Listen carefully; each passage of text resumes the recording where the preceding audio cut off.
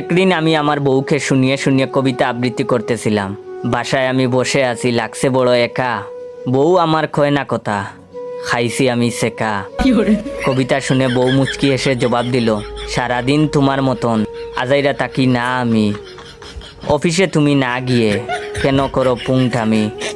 ঠিক তখনই রুমে মা এসে হাজির হলেন। আমাদের এমন ছন্দ দেখে মা বললেন, ছেলে আমার রইছে বাসায়, করে না কেউ যতন, মুখটা তার হইছে এখন বিড়ালের মতন। আব্বা বারান্দায় বসে পেপার পড়ছেন। আমাদের এমন ছন্দ শুনে হাসতে লাগলেন। আম্মার আগেই ভাব নিয়ে বলল, মনে পড়ে সেই কথা, চুবাইলাম তোমায় বিলে, তখন কিন্তু তুমি আশিকের মতন ছিলে। আব্বা মনে হয় কিছুটা লজ্জা পেলে সেই টপিক বাদ দিয়ে পরক্ষণেই বলল, অফিসে না গিয়ে জয় বাসায় রইছ কেন বসে, আমি কিন্তু উঠলে গালে দেব চড় কষে। দাঁত খুঁচাতে খুঁচাতে রুদেলা রুমে হাজির। সেও বলল, ভাইয়াকে একা পেয়ে দিচ্ছে সবাই বোকা। ভাইয়ার মুখ চিকার মতন লাগছে বুকা শুকা। সবার এমন ছন্দ শুনে আমি শিহরিত। রুদেলাও দেখি কম নাই, হতচ্চারি ছন্দ পারল কেমনে।